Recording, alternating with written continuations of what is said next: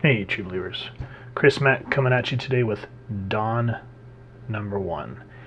And I got to give a shout out to my buddy Glenn. He hooked me up with this comic book. And I remember back in the day when him and I used to go to the comic shop together, he'd always collect Dawn and Shy, and I'd always go more like the Marvel and DC route. So I was always wondering what this comic book was about. So appreciate you, bro, for hooking me up with this book. It was a great read. And also, if you guys want to check out his amazing artwork, go check out his artwork page, which is woodromeillustrations.com. I'll make sure to leave a link down in the description below. So with that said, Dawn is created, written, and the artwork by Joseph Michael Linsner, I think is how you pronounce his last name. And that's one thing that's always kind of drawn my eye to this book, is the amazing artwork. I mean, if you look at the detail, especially here in the background, how just all this different stuff just going on, absolutely beautiful. Or in like Dawn's corset, how, where there would be the, what do you call it, the material, how you just see skulls. That's just really impressive work, especially just the sword, her eyes, and then of course the use of the rose here. Just beautiful artwork all around. So great stuff. And with that said, Dawn originally, from what I read, first appeared on the cover of a book called Cry for Dawn #1 back in 1989. So if anyone has a copy of that book, feel free to, hook me up. But this one, the print date is January 1995. Still remember that like it was yesterday. Anyway. And like I said, again, this one's called Dawn, Lucifer's Halo, Part 1, Ascension, written and illustrated by Joseph Michael Linsner. And we are introduced to these two characters. This is Darian, and I believe this is Yanis, Jaynis. I have not had enough coffee yet. And one thing that I notice as I'm reading this is there's very much a whole lot of juxtaposition of what's fiction or what's reality and dreamlike, because even here, you kind of get that tone as you see Darian's eyes opening, and you see this dude say, "Wake up!" And he's talking about this dream, and I like how Darian here, he reminds me, as you read the book, he kind of reminds me of Bill Paxton's character from Alien. What was his name in that movie? But it wasn't Hicks. That was Michael Biehn. Oh man, I'm totally blanking. Let me know down in the comments, because I can't remember now. But anyway, remember how he was kind of like a smart mouth and all that jazz. So it very much reminds me of Bill Paxton. And so they're talking about this battle royale that they're going to jump into. And here, you kind of see Darian as more of kind of this child-like figure. You kind of see this dude who's got this big battle axe ready to go in the war, and then we kind of get him who's just kind of more he has this wonderment about him. So that's who, of course, we're going to be following into this world. And then again, so they're kind of, you see this armor, and there's like this medievalness about it, which, if you think about it, the artwork is very much remnant of Heavy Metal magazine. I don't know if Linsner's ever drawn for them. If he has, let me know, because I tried looking it up, I couldn't find anything. But yeah, this is something you would definitely read out of Heavy Metal. And I love how they're going down this apartment complex, and this lady's reading this book, and I'm not sure where this quote came from. I forgot to look it up, but it says, "Laugh, and the world laughs with you. Cry, and the world laughs at you." That sounds like a modern day social media. Anyway, moving on. But if you guys know where that quote came from, let me know, because it's familiar, but again, I can't put my finger on it, and I've only had one cup of coffee thus far today. And then, again, going back to like Heavy Metal magazine, and something that you would definitely see like out of an 80s movie, Times Square, all these barbarians going at it. And then you kind of see this, dawn overshadowing everything, and you get these blood red clouds, and then these very noir black buildings just towering. And then, of course, corporate sponsorship, which I'm wondering how they were able to get away with actually putting like JVC, Coca-Cola, and like legit Canon on here. I wonder if they actually had to pay for these spots without any type of infringement. But anyway, that's just kind of where my mind went. I'm just like, wow. And then as you see these reds and these blacks, you come down to this purple with just, you see the blood from these barbarians ripping into each other. And the artwork here also it kind of reminds me of the Crow creator, James O'Barr. Kind of looks like his artwork as well. So I just think that looks great. And this looks like, if you guys remember that movie from the Warriors, Can You Dig It? That kind of reminds me of something you'd see in the Warriors, but just beautiful page. So Yanis and Darian get separated, and then we introduced to Dawn, which I like this Victorian outfit that she's rocking, and then how Linsner here uses the color contrasts to just sort of separate and kind of give these different tonal ideas of each character. So like Dawn has this like red, Darian has the blue, which at the moment, kind of reminds me of him mixing into the crowd, while Dawn's kind of this different variable. And she runs, and Darian's just kind of like, wait, because he wants to know who this girl is, because he mentions in the beginning, I don't want to give away the full thing, so if you want to read what he's talking about in terms of like looking for a woman he can trust, read the book. But he's talking about how I would love to meet a woman that I could trust, but I think he says something to the extent of like fighting by her side, but if I met her, I'd break down and cry in her arms. So I like how Dawn is just this there's this word that I'm looking for, and I just cannot. And it's not oddball, but it kind of throws a wrench, the monkey wrench essentially.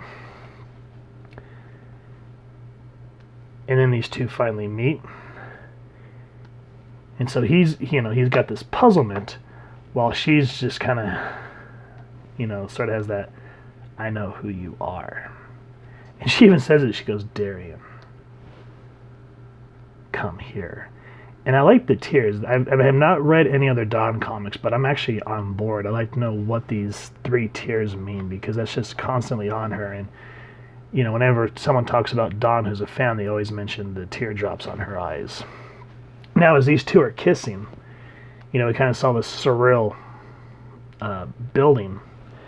I like how all of a sudden, while Dawn's talking, because, he says, how did you know my name? And she goes, you're Darian Ashoka, I think is Ashoka, I think is how you pronounce it. And as she's talking, you kind of start feeling what these statues mean. So I like that, how, show don't tell. So you kind of have Dawn giving a little bit of blurbs, but you have these statues reenacting what she's saying. So for example, she goes, since long ago have I known you. Those lives I remember, and you do not. Together we have seen the light of heaven and the sorrow of falling from grace. And this halo here is another reoccurring theme throughout the comics from what I remember. And she goes, of the hollow end of hell, echo of hell, and the agony of being apart from your beloved. And then again, you start to get into these surreal moments, because she goes, by your hand gods will live and gods will die. Come, let us adore you. So that, he kind of throws a little bit of mixture on old hymns and whatnot. And right here, you start to feel like it starts to get a little soapboxy, because they're kind of talking, they obviously are together. And she's like, did you know you'd catch up to me? I had faith. She goes, faith isn't a very important thing, Darian. And then she's talking about his father's sword. And he's like, I need it. And she goes, you'd be lost without the sins of your father. So it gets really deep from here, because they're talking here on the balcony. And she goes, have you ever been out east to the cathedral, the church? No. You should go. You'll learn amazing and wonderful things, Darian. You'll learn something of the nature of heaven. And then they kind of, as we're getting into the this, what's that word? Kind of religious aspects. He starts throwing Linsner starts throwing in stuff like Shakespeare, where she goes, "What do I know?" He's like, "What do I know? I don't even know your name. What's in a name? A rose by another name." And I like how she says, "Would still prick you with its thorns." She goes, "Darian, I want you to remember something. A kiss is but a kiss? No. Remember this, Darian. No matter if it's a broken heart or a broken sword, things only have the power that you give them." And at that point, she introduces herself and says that she's Dawn. So the next morning, this is, as I said, remember how Darian kind of had like this childlike aspect to him, kind of this wonderment? Well, now he's kind of a little more mature because he calls Yanis out on him abandoning him. And he's like, I'm just here to say farewell. And he actually breaks up, which at this point, because they introduced this character, well, hold on, before we get into that, just look at this beautiful artwork here. That is great. I love one thing, like this white halo-ness. I don't know if that's airbrushing, kind of like what Alex Ross does, or if that's like a type of pastel, but I just love that work. If someone can explain that to me, let me know. Because I remember when I was a kid, I was always like, how'd they get that glow effect? So I don't know what that would be. So anyway, as you see Darian here leaving, a little more mature, has a little more of that kind of worldliness on his face. You see Yanis, who's in a sense immature because he wants to do these Saturday night fights in town square every night. He goes, "Who are you trying to kid? You're an ugly American death sucker, just like me. You'll be back here next Saturday night, pal." So you kind of see someone who can't really mature or see past what he does every night. And then we're just randomly introduced to this girl named Adele. So I don't know if we're going to see more of her, but I guess they're lovers because he's talking about leaving her, or because I guess, things happened. And he goes, "You're forgiven." And she's like, "You can't leave. Watch me." And again, just like how Yanis, she goes, "I know you well enough to know that New York is your home and that you'll be back." So at this point, he's kind of just roaming the wastelands of what was New York, because this church, I think, is supposed to be out in Queens. And this reminds me of Roland from the Dark Tower. And he's thinking, why that? Well, we start to get this Western feel, but this march to the cathedral is very much, the wastelands and the gunslinger reaching for the tower. How does that say? I forget how the gunslinger book opens. It says something like the gunslinger chased the black cape man across the wastelands or something like that. But yeah, that is what this reminds me of, and just gorgeous work. I mean, look at the detail. Like I always call this the detail yet no detail, because even though there is in there, but I mean the sky looks kind of muted, but you have all these different gradations, and just think of the pencil and ink work and coloring it went in to just get this type of effect. Just more patience than I is what I say. Now, what's funny is he gets up to this cathedral. He sees that there's this long line. Now, I almost missed this, and I think this was supposed to be a nod to comic fans. But if you look, there's Batman, and there's Superman. I was like, wait a minute, no. And then you start to see this water on the ground. So, again, another sort of religious trope, water's rebirth. And he comes across this old man. And Roland, see how I kind of started to get mixed up? Darian is asking if there's another way in the church, and he goes, nope, you have to get in line to do that. And he's like, well, what are you doing? I'm waiting to go to heaven. Well, what about the line? you don't need to wait in line to get into heaven. And so Darian gets this bright idea to climb the cathedral to try to find another way in. And we get these nice perspective angles as he's climbing, and he's thinking about Dawn and Adele and Yanis, and he's not sure what he's doing. He still feels lost, but he knows that where he was not where he needed to be. And I like why he's thinking, because you see Dawn, but it's just a figment of his imagination. And she tells him that when you're lost, hold on, I wrote it down, give me a minute. She goes, if you know that you're lost, you must know that you have a home somewhere. And that kind of gives him the faith to go on at this point, because he's caught, and they tell him that, what are you doing up here? Which are these guys. And he just starts going through them like such fine tissue. And they go, drop your sword.